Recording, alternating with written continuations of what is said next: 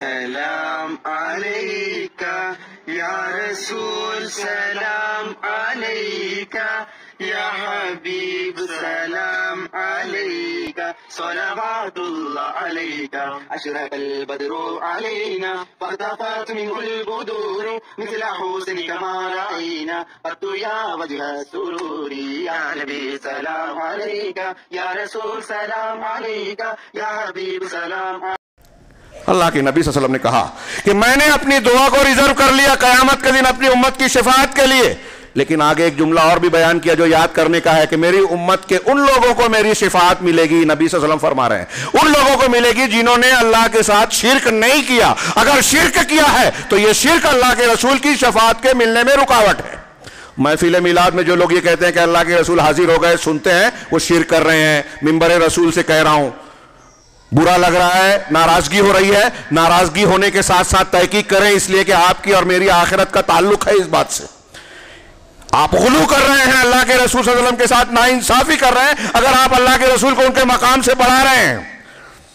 اور اگر گھٹا رہے ہیں تب بھی۔ تو غلو اور جفا اللہ کے رسول صلی اللہ علیہ وسلم کی محبت کرتے ہیں۔ ہمارے ہاں تحریکیوں کو دیکھیے، وہ روافظ جو صحابہ کرام اللہ اور رسول کو جو ہے مورد الزام ٹھہراتے ہیں، ان کی مخالفت کرتے ہیں، سارے مسلمانوں کو پوری تاریخ میں نقصان پہنچایا، ان کا ساتھ دیتے ہیں، اور اہل حق اہل توحید کی مخالفت کرتے ہیں۔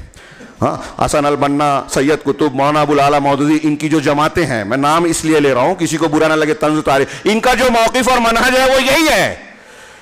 ایسے ہی آپ دیکھیں کہ یہ حسن البنا کہ اشعار دیکھیے، یہی میلاد کے موقع پر انہوں نے شعر، ان کے سگے بھائی نے احداث صنعت تاریخ کیا ہے وہ ایک کتاب ہے، اس میں نقل کیا کہ حاد الحبیب قد حضر مع الاحباب قد حضر۔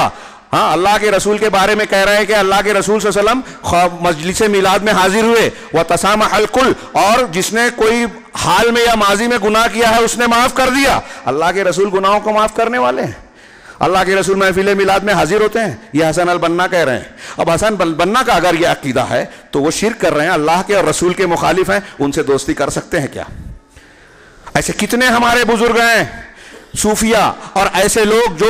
مختلف جماعتوں کے اگرچہ بڑے بڑے لوگ ہیں، ان کے پیچھے چلنے والی ایک تعداد ہے، لیکن اگر وہ اللہ اور رسول کے مخالف ہیں تو محبت رسول کا تقاضا یہ ہے کہ ان سے دوستی نہ کی جائے۔ اب ہمارے ہاں اگر کوئی بدعت خرافات ہو رہی ہے تو محبت رسول کا تقاضا یہ ہے کہ اس کی مخالفت کی جائے۔ اللہ کے رسول کی تعلیمات آپ کے دین کی حفاظت کے لیے ضروری ہے کہ بدعت کا رد کیا جائے۔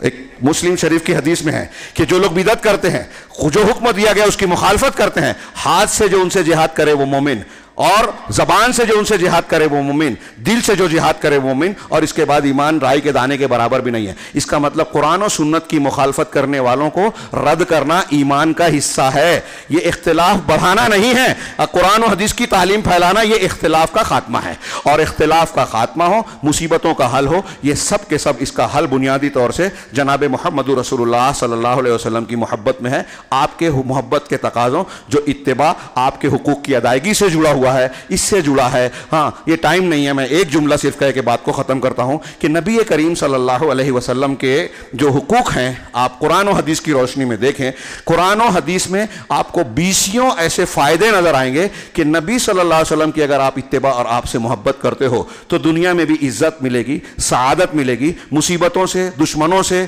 سازشوں سے اللہ آپ کی حفاظت کرے گا، مرنے کے بعد بھی اللہ تبارک و تعالیٰ کے جوار رحمت میں ہوں گے، یعنی عذاب سے محفوظ رکھیں گے، اور یہ چیز قیامت تک کے لیے ہے۔ ایسا نہیں ہے کہ 1400 سال بعد یا آگے کے کچھ زمانے میں کچھ ایسے مسائل پیدا ہو جائیں جہاں ہم کو اللہ کے رسول صلی اللہ علیہ وسلم کی تعلیمات میں کمی محسوس ہو تو کسی دانشور، کسی مفکر اور کسی اور شخص سے جو ہے کچھ مدد لینے کی ضرورت پڑے۔ نبی صلی اللہ علیہ وسلم کا لایا ہوا دین کامل ہے، ایک پیشاب پاخانے کے آداب سے لے کر عقیدے اور عبادت تک ہر چیز کو بیان کیا ہے، اور قیامت تک کے ہر مسئلے کا حل اس میں موجود ہے۔ یہ ہمارا عقیدہ ہونا چاہیے، اگر نہیں ہے تو ہمارے عقیدے پر سوالیہ نشان ہے۔ اللہ سے دعا ہے کہ وہ ہمیں دین کو صحیح طریقے سے سمجھنے کی توفیق دے، جناب محمد رسول اللہ صلی اللہ علیہ وسلم پر ایمان لانا اور آپ کے حقوق کو سمجھنا اللہ تعالی ہمارے لیے آسان فرمائے، اور اس کے تعلق سے جو صحیح باتیں ہیں اسے قبول کرنے کی توفیق عطا فرمائے، جو غلط باتیں ہیں۔ نبی سے محبت کا تقاضا یہ بھی ہے کہ آپ کی جو ناموس کی حفاظت کی جائے، آپ کے دین کا دفاع اور حفاظت کی کی جائے. کوئی اگر آپ کے دین اور آپ کی شخصیت کے خلاف کچھ کہتا ہے تو ہماری جیسی طاقت ہے ویسے اس کا دفاع کریں, اس کی آواز کو ختم کریں. اللہ رب العالمین ہم کو ان حقوق کو ادا کرنے کی توفیق عطا فرمائے اور اس کے ذریعے سے دنیا اور آخرت میں ہر قسم کے عذاب اور فتنے سے محفوظ رکھے. اقول قولی ھذا واستغفر اللہ لی ولکم سائر المسلمین وصلی اللہ علی نبینا محمد. بارک اللہ لنا ولکم فی القرآن المجید ونفعنا وإیاکم بالآیات والذکر الحکیم انہ تعالی جواد کریم ملک بر رؤوف رحیم.